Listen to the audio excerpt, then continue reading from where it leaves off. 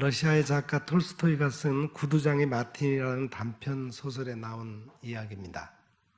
어느 마을에 구두장의 마틴이 창문이 하나밖에 없는 그 지하 방에서 구두를 수선하면서 살았습니다. 그는 창문으로 지나가는 사람들의 다리와 신발밖에 볼 수가 없었어요. 하지만 그는 사람들의 신발을 보면서 누가 지나가고 있는지 다 알았습니다. 그가 마을 사람들의 신발을 거의 다 수선해 주었기 때문입니다. 마틴은 낮에 열심히 구두를 수선하고 밤에는 성경을 읽으면서 살았습니다. 그는 마침 성경에서 한 바리새인이 예수님에게 점심 잡수시기를 초청한 이야기를 읽고 있었어요.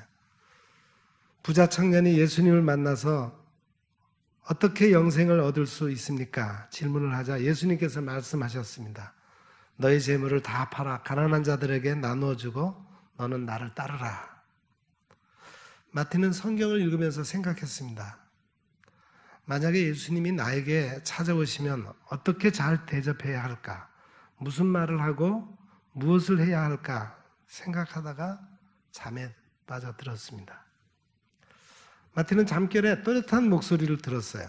마틴, 아침에 거리를 살펴보거라. 내가 너에게 갈 것이다. 마틴은 예수님이 아침에 오실 것이라고 생각했습니다. 하지만 아침에 늙은 청소부 스테판이 찾아왔을 때 마틴은 따뜻한 차를 내주었어요. 늙은 청소부는 따뜻한 차를 마시고 몸이 따뜻해지자 고맙다고 인사를 하고 나갔습니다. 창밖에 젊은 여인이 찬바람을 맞으며 아기를 안고 있었습니다. 마틴이 그 여인에게 들어오라고 해서 수프를 주고 자신의 낡은 외투도 주었습니다. 여인이 고맙다고 인사하며 떠났습니다. 그 후에 마틴이 기다렸던 예수님은 오시지 않았습니다. 마틴은 수선을 하는 일을 마치고 성경을 계속 읽었어요. 인자가 자기 영광으로 모든 천사와 함께 올 때 자기의 영광의 보좌에 앉을 것이다. 내가 진실로 너희에게 이르노니 너희가 내 형제 중에 지극히 작은 자 하나에게 한 것이 곧 내게 한 것이다. 여러분, 예수님께서 이 땅에 오신다면 어디에 찾아오실까요? 예수님은 우리에게 어떻게 찾아오실까요? 우리는 예수님을 어떻게 맞이할 준비를 하고 계십니까? 지극히 작은 자에게 한 것이 예수님께 한 것이다. 누구를 대하든지 예수님께 하듯 하라. 대림절은 신적인 명예가 주어진 로마 황제가 즉위한 후에 여러 도시와 지역을 방문한다라고 하는 데서 유래되었습니다. 초대교회 성도들은 구주 예수님의 오심을 기다리며 이 단어를 사용했어요. 어드벤트, 오신다. 대림절은 예수님의 첫 번째 오심, 즉 초림과 다시 오심, 재림을 맞이하기 위해 기다리며 준비하는 절기입니다. 대림절 네 번째 주간을 맞으면서 우리는 어떤 믿음으로, 어떤 삶의 자세로 예수님을 기다려야 할까요? 하나님의 은총을 사모하며 기다려야 하겠습니다. 오늘 하나님께서 누가복음 저자 누가를 통해서 우리에게 말씀하십니다. 주의 길을 예비하라.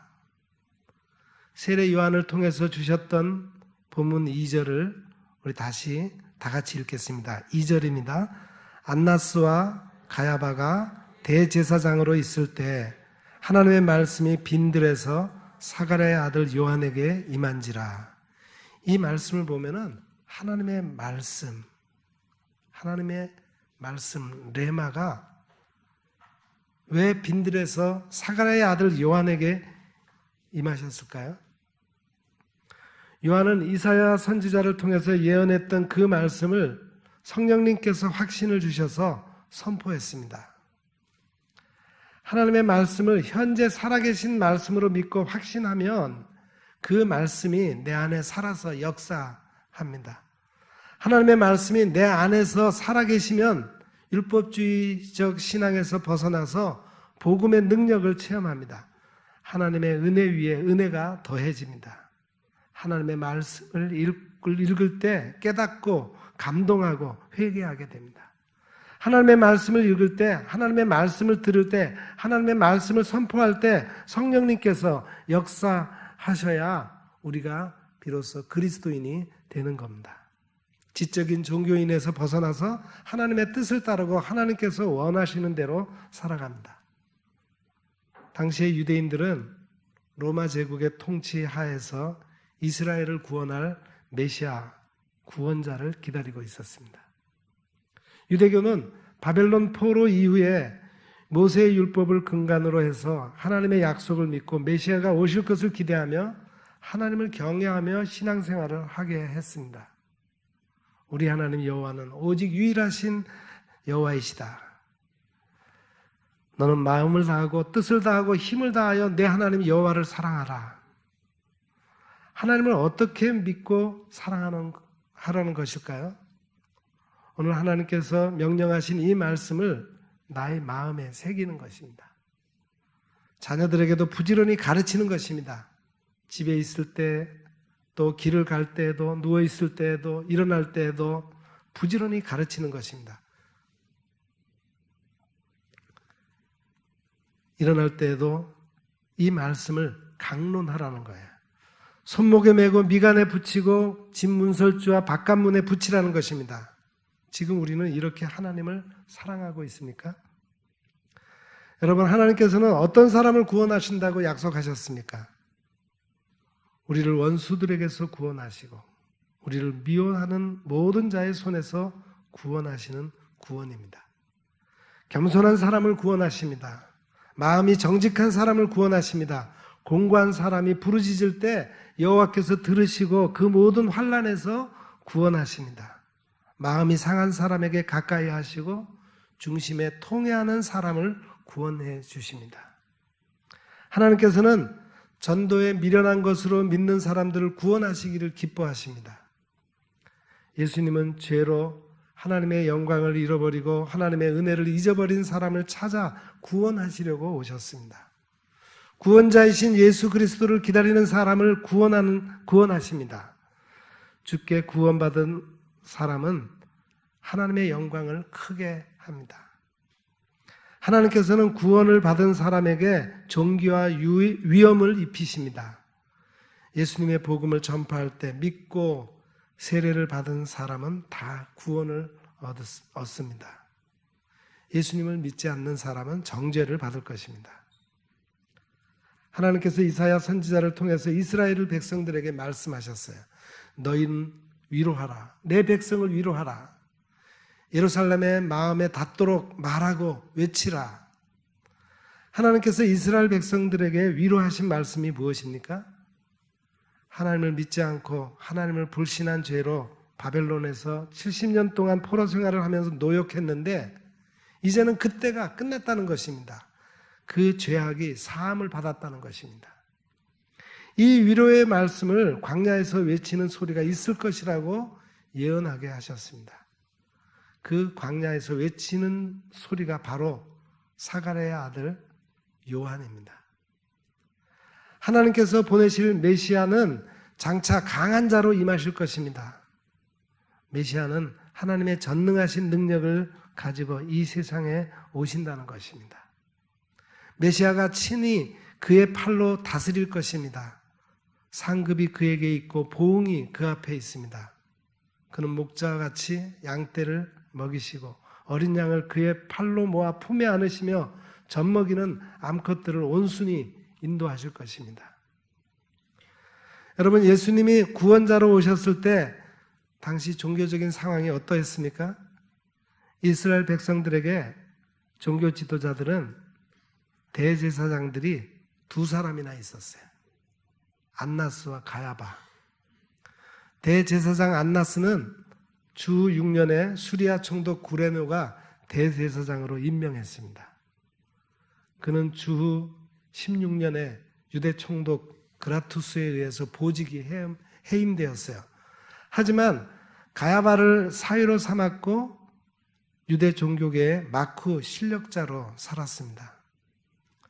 가야바는 이스라엘의 상류층 사람으로서 안나스의 사이가 되어서 18년 동안이나 대제사장 겸 사내들인 공의회의 의장이 되었습니다. 대제사장은 부활을 믿지 않았던 사두개파 소속으로 최고의 수장을 맡았어요. 가야바는 음모적인 지략과 민첩함이 아주 뛰어난 사람입니다. 그가 예수님을 십자가에 처형시키도록 선동하면서 이렇게 말했어요. 한 사람이 백성을 위하여 죽어서 온 민족이 망하지 않게 되는 것이 너희에게 유익한 줄로 너희가 생각하지 않는구나. 그러면서 예수님을 죽음에 넘겨지도록 선동한 자입니다. 가야바는 법정에서 예수님을 조롱하고 신문했습니다. 그는 매사에 자기 욕심만 채우다가 비참하게 세상을 떠났습니다. 이처럼 유대 종교 지도자들로부터 백성들이 위로를 받지 못했습니다. 마치 목자 없는 양들처럼 떠돌아다니며 방황했습니다. 목자가 없어서 공고를 당하고 살았어요. 예수님께서 모든 성과 촌에 두루 다니시면서 가르치시고 천국 복음을 전파하시고 모든 병과 모든 약한 것을 고치시면서 수많은 사람들을 보시고 민망하게 여기셨습니다. 저희가 목자 없는 양들처럼 고생하고 떠돌이 인생을 사는구나. 주님은 그렇게 생각하면서 그들을 고치시고 치료하셨어요. 지금 우리는 복음으로 위로를 받고 있습니까? 여러분, 하나님께서 요한을 통해서 어떻게 주의 길을 준비하라고 하셨습니까? 회개하고 죄사함을 받으라는 것입니다. 본문 3절을 다시 보시죠. 요한이 요단강 북은 각처에 와서 죄사함을 받게 하는 회개의 세례를 전파하니, 여기서 회개라고 하는 단어는 마음의 변화, 죄에서 벗어나 자유를 누리는 것, 하나님의 법으로 갈아타는 것을 말합니다. 세례는 나의 옛사람, 옛 자아가 예수님의 십자가에서 함께 죽는 것입니다. 내 생각, 내 자존심을 버려야 합니다. 그래야 하나님께서 새 생명을 주시고 새 생명 속에서 살게 하십니다. 하나님의 영광을 얻고 하나님께 영광 돌리는 삶을 살게 되는 것입니다. 사도 바울도 고백했습니다. 내가 그리스도와 함께 십자가에 못 박혀 죽었다. 그런즉 이제는 내가 산 것이 아니다. 오직 내 안에 그리스도께서 사시는 것이다. 이제 내가 육체 가운데 사는 것은 나를 사랑하사 나를 위하여 자신을 버리신 하나님의 아들을 믿는 믿음 안에서 사는 것이다. 지금 우리는 그리스도와 함께 십자가에 못 박혀 죽었습니까? 십자가에 못 박혀 죽은 사람은 말이 없습니다. 십자가에서 죽으면 나로 살지 않습니다. 이제부터 내가 사는 것은 예수로 사는 것입니다. 내가 십자가에 못 박혀 죽으면 하나님께서 다시 살리십니다. 하나님께서 항상 우리를 그리스도 안에서 이기게 하십니다. 우리로 말미암아 각처에서 그리스도의 냄새가 나타나게 합니다. 그리스도를 아는 냄새가 난다는 것은 참 감사한 일입니다. 우리가 살아가면서 예수장이 티가 난다고 하는 것은 그야말로 진정 감사할 일입니다. 십자가에 못 박혀 죽은 사람은 하나님 앞에서 그리스도의 향기입니다. 나의 만족이 오직 하나님께로부터 나오는 것입니다. 내가 십자가에 못 박혀 죽으면 하나님께서 내게 그리스도의 얼굴이 나타나게 하십니다. 하나님의 영광을 아는 빛을 우리 마음에 비추어 주십니다. 사가랴의 아들 요한이 예루살렘과 온 유대 사람들에게 회개를 선포했습니다. 회개하라. 천국이 가까이 왔다. 나는 너희에게 회개하기 위하여 물로 세례를 준다. 하지만 내 뒤에 오시는 분은 나보다 능력이 많으시다. 나는 그의 신을 들기도 감당하지 못한다. 그는 성령과 불로써 너희에게 세례를 주실 것이다. 그러자 사람들이 요단강 사방에 나와서 회개하고 세례를 받았습니다. 회개하고 심령이 가난해졌습니다. 교만한 마음이 깨지고 낮아졌습니다. 회개하자 근심과 두려움이 사라졌습니다. 심령이 가난해져서 천국을 소유하게 되었습니다. 회개하자 삶의 우선순위가 바뀌었습니다. 회개하고 죄사함에 확신을 갖게 되었습니다. 세례를 받고 나서 죄악을 씻고 죄사함을 얻는 확신이 생겼습니다. 회개하고 나서 죄책감에서 자유를 얻게 되었습니다. 회개하고 나서 기쁨을 얻고 위로를 받았습니다. 여러분, 다시 오실 예수님을 맞이하려면 우리가 무엇을 준비해야 합니까? 주께서 오실 길을 곧게 해야 됩니다. 여기서 오실 길이라고 하는 단어는 낡은 길, 밟아서 생긴 길, 달아 빠진 흔적을 말합니다. 그리고 곧게 하다라는 말은 수평하게 하다, 진실하다, 곧바로 하다, 평평하게 하다, 정직한, 진지한, 앞으로 곧장 나간다, 그런 뜻을 가지고 있습니다. 낡은 길, 낡은 방법을 고치고 밟아서 생긴 길을 다시 일궈야 합니다. 묵은 땅을 기경하라. 마침내 여호와께서 임하사 의를 비처럼 너희에게 내리실 것이다 했습니다. 마음의 묵은 땅을 갈아엎어야 됩니다. 사람들에게서 밟혀서 심령이 상처를 받았다면 주님의 은혜로 상처의 골짜기를 메워야 합니다. 무엇으로 심령의 상처를 치유하고 마음의 골짜기를 메워야 할까요? 하나님의 말씀을 듣고 믿어야 성령의 위로를 받습니다. 오늘 본문 5절을 다시 한번 같이 읽겠습니다. 모든 골짜기가 메워지고 모든 산과 작은 산이 낮아지고 굽은 것이 곧아지고 험한 길이 평탄하여질 것이요. 영국의 크리스천 투데이가 예수님을 나의 구원자로 믿는 사람, 그리스도인이 해야 할 일 3가지를 말했습니다. 첫째는 낡은 길에서 돌아서야 합니다. 옛 생각, 옛 생활 방식에서 벗어나라는 것입니다. 둘째는 낡은 습관을 새롭게 바꾸고 경건한 습관으로 바꾸라는 것입니다. 죄의 습관을 버리고 심령을 새롭게 바꿔야 됩니다. 그러려면 우리가 매일 말씀을 가까이 하고 말씀을 읽고 말씀을 묵상하고 그 말씀대로 살려고 노력해야 할 것입니다. 셋째는 그리스도 안에서 새로운 삶을 살아야 한다 그랬습니다. 누구든지 그리스도 안에 있으면 새로운 피조물입니다. 이전 것은 지나갔다. 보라, 새 것이 되었다. 지금 우리가 새로운 피조물로서 해야 할 일을 결단하고 주님을 맞이해야 합니다.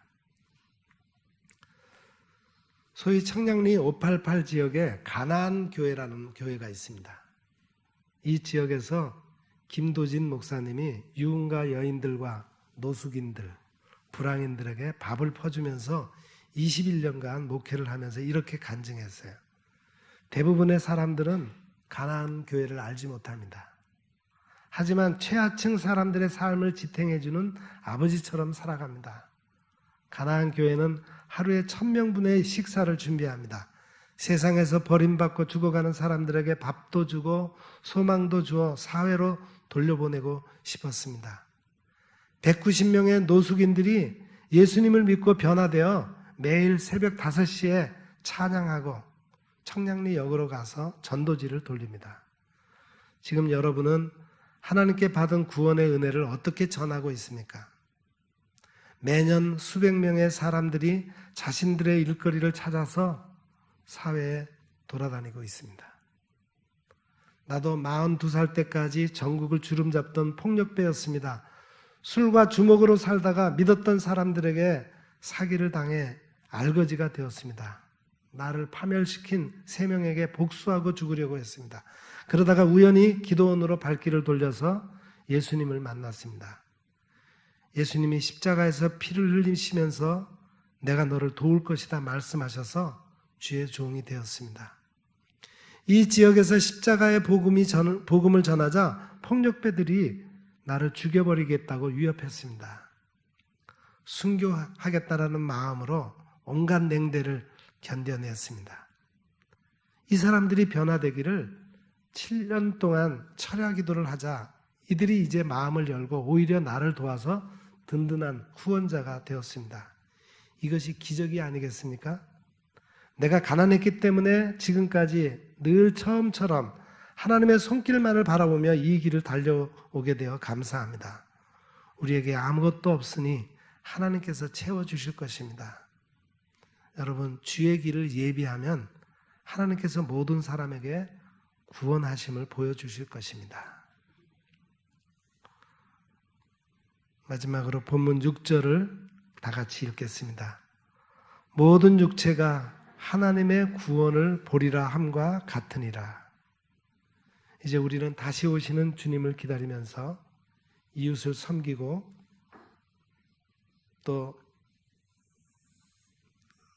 이웃을 섬기고 사랑해서 하나님의 구원을 이루시기를 축복합니다.